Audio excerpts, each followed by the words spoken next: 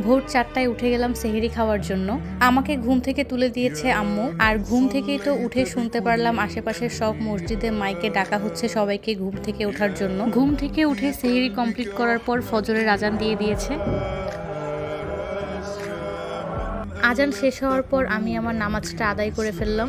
নামাজ পড়ার টাইমে এত বেশি ঘুম পাচ্ছিল, নামাজ পড়ার শেষে দেখি প্রায় 5:30টার বেশি বাজে। এরপরে কিন্তু আমি ঘুমিয়ে গিয়েছি। এই তো ঘুম থেকে উঠে গেলাম সকালবেলা। সকাল বললে আসলে ভুল, তখন প্রায় দুপুর হয়ে গেছে। এখন ঘড়িতে সময় 1:30। ঘুম থেকে উঠেই আমি আমার জোহরের নামাজটাও আদায় করে ফেললাম। জোহরের পরে আসর কমপ্লিট করে চলে আসলাম। যেহেতু আজকে একদম প্রথম রোজা, আর রোজা আসা মানেই তো আমাদের প্রত্যেকটা মুসলমানদের জন্য আনন্দ। এই একটা মাস ধরে আমরা ওয়েট করব কখন রোজা শেষ হবে আর কখন আমাদের সেই কাঙ্ক্ষিত ঈদ আসবে।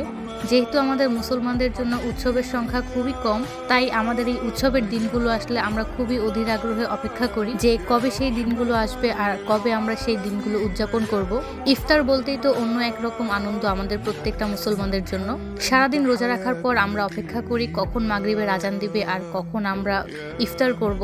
ইফতার করার যে আনন্দ সেটা কিন্তু অন্য কোনো সময় পাওয়া যায় না। এই যে এই সেম জিনিসগুলো কিন্তু আমরা নর্মাল দিনেও খেয়ে থাকি, কিন্তু রোজা আসলে যে ফিলটা পাই সেই ফিলটা কিন্তু অন্য কোনো সময় আমরা পাই না। আসরের নামাজ পড়ার পরেই কিন্তু আমাদের ইফতার বানানোর প্রস্তুতি শুরু হয়ে যায়। ইদানিং গ্যাসের এত বেশি সমস্যা করছে যে রমজানের এই প্রথম দিনেও কিন্তু আমাদের বাসায় একটু গ্যাস নেই, তাই বাহির থেকেই কিন্তু আমরা টুকটাক ভাজা পোড়া নিয়ে এসেছি।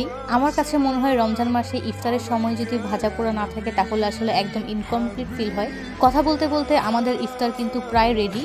যেহেতু বাসায় আজকে একদমই গ্যাস নেই, তাই বাসায় কিন্তু কোনো ইফতারই রেডি করা হয়নি আমাদের। টুকটাক ফল ফ্রুটস আপনারা তো দেখতেই পাচ্ছেন, আর ভাজা পোড়া বাহির থেকে আনা হয়েছে।